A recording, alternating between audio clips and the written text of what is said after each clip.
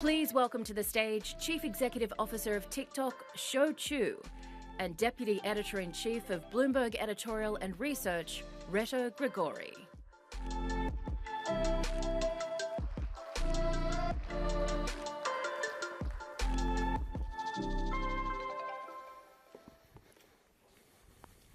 Shou, thank you for coming. Thank you for having me. We're the last show today, but we're going to talk about the opportunities and challenges for TikTok. And maybe we can start at the beginning.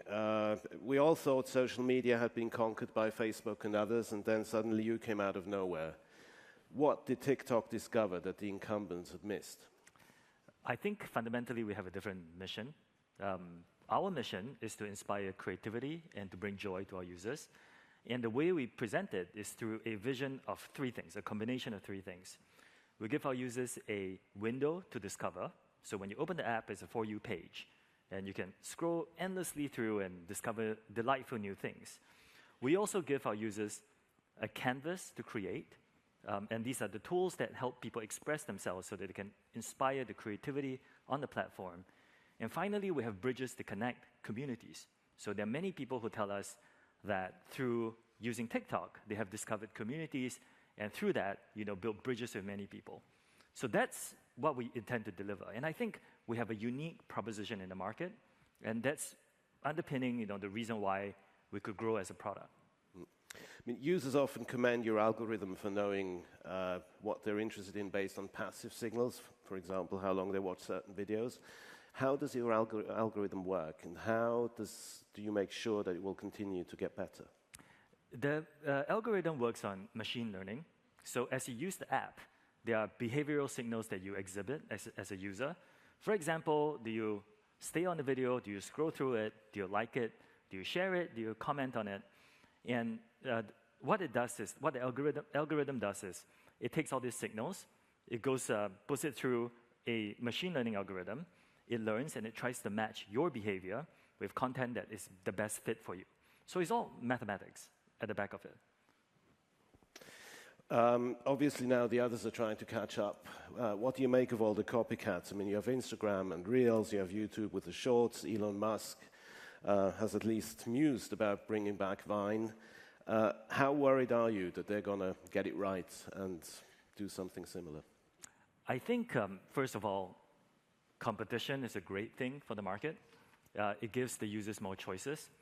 Short video is clearly a very, very effective way for people to communicate with each other. So it doesn't really come as a surprise that many other products are adapting and adopting the short video format.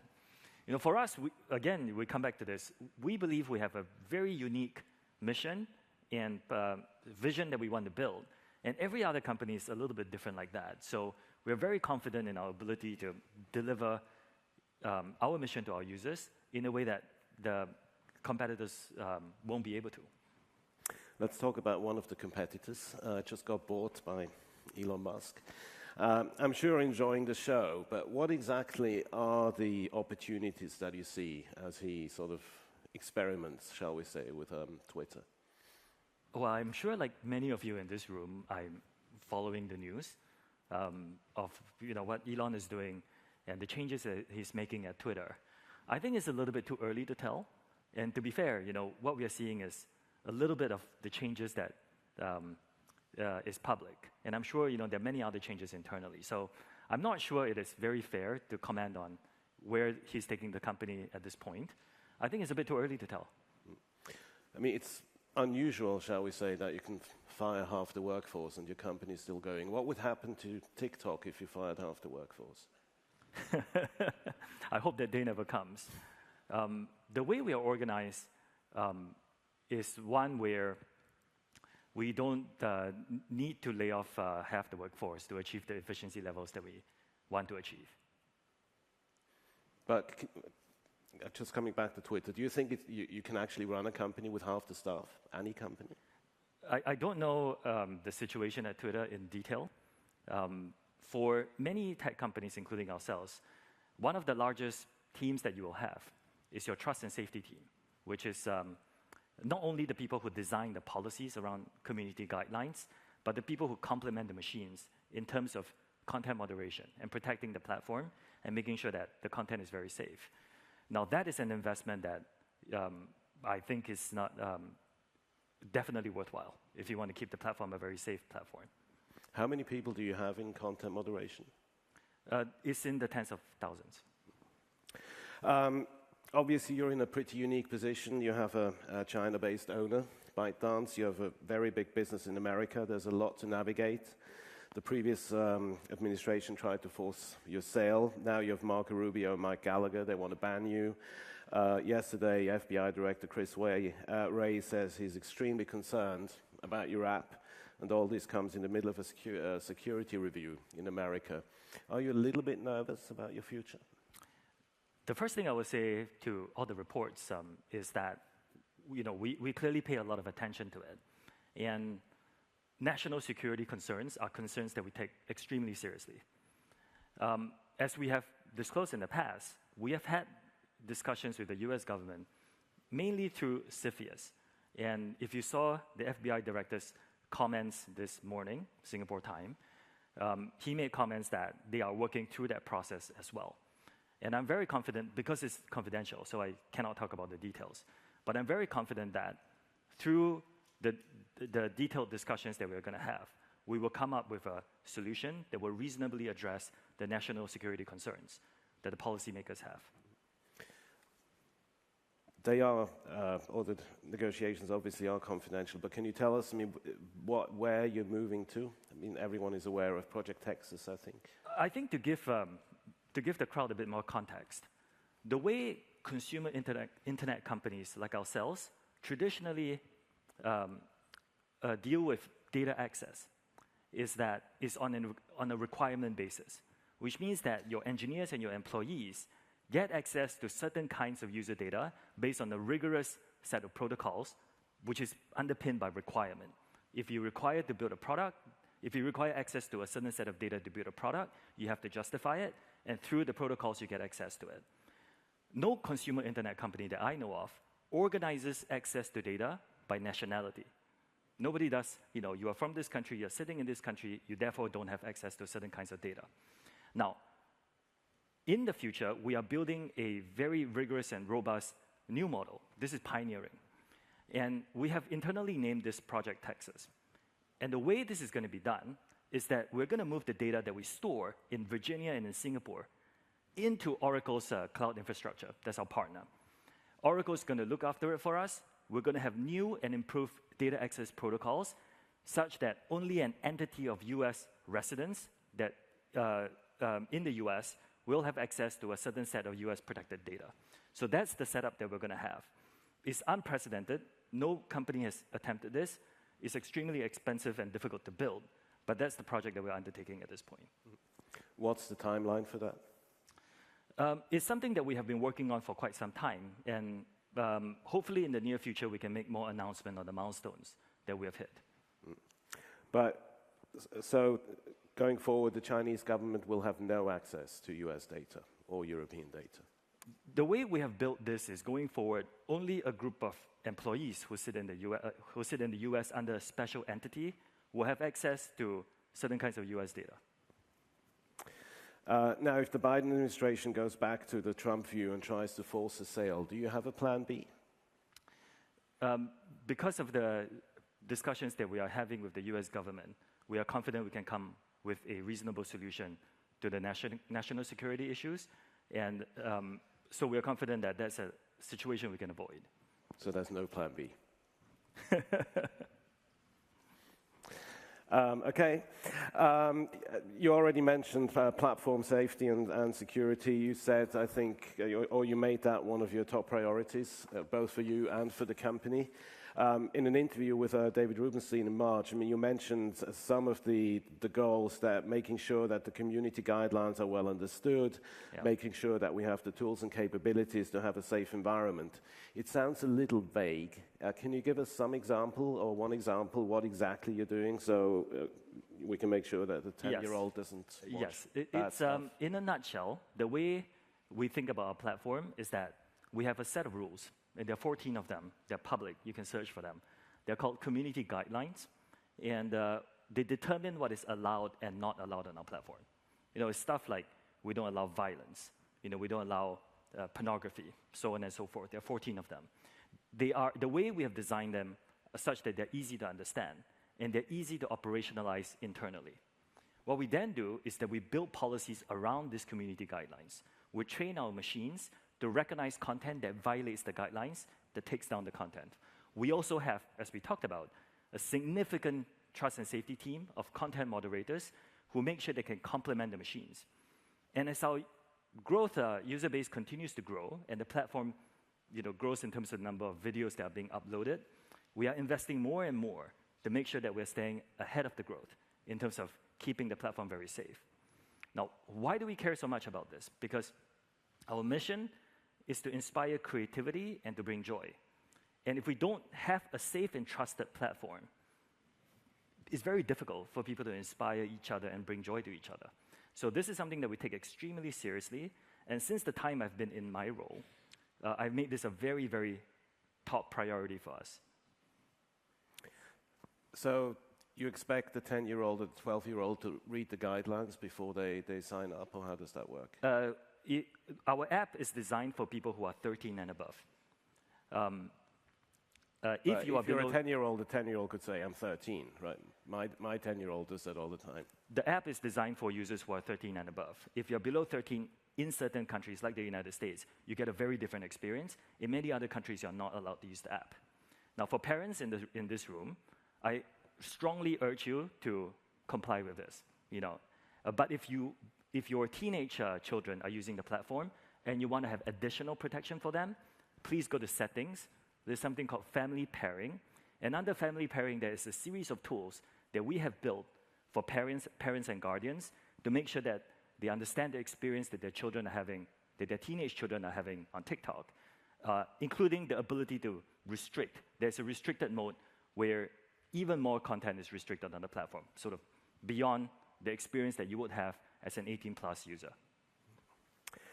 Let's zoom out a little bit. The global tech industry obviously is going through a reckoning. How has that affected your business, your ability to raise capital, your relationship with your shareholders? Is it tougher? Like every other company, we cannot escape a global slowdown. So the economy, is clearly not what it was at even 12 months ago, and we are not immune to it as a business. At this stage of our growth, we believe that the most important thing is to continue to build the tools to add value to our advertisers and our customers and our users and people who use our platform to make a living. And there are many, many businesses like that.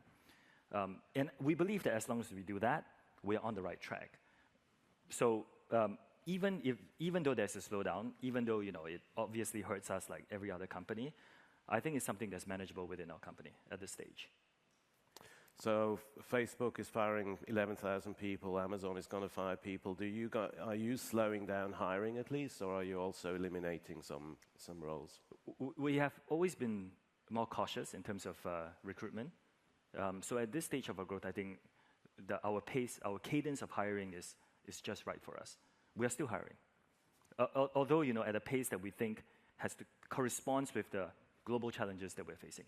Right. I think the FT reported the other day that you reduced the sales forecast for 2022, I think, by 2 billion or so. Well, it was an internal discussion. Right. I think somehow made it into the newspaper. It did. But ballpark, is that right?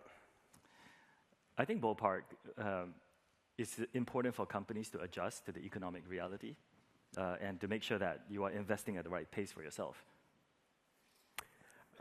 Right. So to revive growth, what can you do in the slowdown? Do you have any innovations coming, anything surprising? In terms of the product, I think probably the most important thing is to really just listen to your users. Listen to what they want and make sure that you're delivering this for them. For us, for example, I just came back from London. And one of the things that I do when I travel is that we get together creators and users and businesses that are on our platform, and we speak to them. And we ask them, and I met met a whole series of people, but there was this one that really stuck with me. It was a gentleman who used to work at a big tech company. He really didn't like his job, but he really liked baking. So he started making cookies for his team, and his team was like, "You're so good at this, you should do this for a living." So he did. He started a company. He does these pre-baked cookies. Really fun. You know, some of them in a mug, you put it in the oven, it becomes cookies. And then for a period of time, it was difficult to build that business. But sometime in May this year, he discovered us. And because our e-commerce platform services are available in the UK, he started selling his product on our platform. And he was raving about it because it gave him exposure to a whole new demographic, the whole new crowd that he never had before. And it's stories like that. You know, we listen to him and the tools that he needs to build this business. Do you need more tools? How do we make sure that we invest to make it easier for him to reach out to the audience that he wants and to sell the products that he wants on our platform? That is, you know, our focus. You know, we want to make sure that we continue to do this. And yes, there could be an economic slowdown, but as long as we're building this, we think that we're on the right track. Do you have more examples where users told you to do something, where you actually changed? Oh, yeah, many of them. Another great story that I heard, also from London, was there was this couple. Husband is, you know, the wife has curly hair. The husband has no hair at this point. They found our platform a couple of years ago. And what she did was she started posting short videos about her curly hair. The account is called Only Curls UK, I believe, or Only Curls London. And she found a community. There was a community of people in the UK with curly hair, and they really liked her short videos. And at some point, she decided to sell things to the community. So beanies that doesn't, you know, mess up your curly hair, and it became a proper business. You know, they told us that they started with something like 500 pounds of capital, and now they're making millions in revenue per year. Every story like that, you know, everywhere we go, you hear stories of people, small businesses, finding and leveraging our platform, finding their communities, and then building something very meaningful out of it. And that's the mission that we want to deliver. You know, inspire creativity, bring joy. This creativity is not the narrow definition of creating a short video. It is unleashing sort of human productivity and that kind of creativity. We're out of time, but I always ask people, I mean, if you could turn back the clock, what's the one thing you would do differently with the company? We always say that the most important thing for us, apart from growing the business today, is to earn trust, particularly with non-users. And today, a number of policymakers are not users of our platform. Now, if we had more time, I think trust is not something you earn overnight. There is no one big thing I can do to make everybody trust me. I think what we need to do is to identify consistent actions that we need to take, addressing concerns that policymakers have, building solutions around those, making sure that we are very, very consistent in the way we behave. And through that, through a substantial period of time, earn trust from everyone. So if I had more time, that's the one thing I would want to do. You know, if I had more time to earn that trust, I think, you know, as a business, we would be in a much better place to deliver the mission that we want to deliver. Shou, thank you very much. Thank you.